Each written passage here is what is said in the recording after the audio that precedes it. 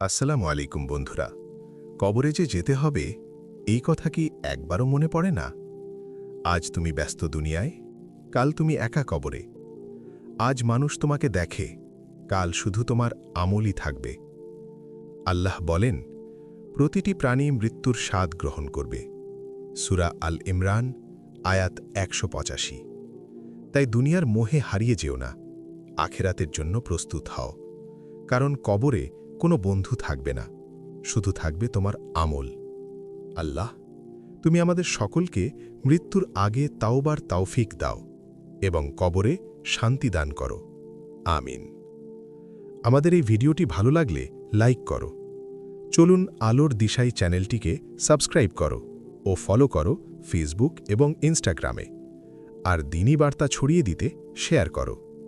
আবার দেখা হবে নতুন ভিডিওতে ইনশাআল্লাহ। আসসালামু আলাইকুম ওয়া রাহমাতুল্লাহ।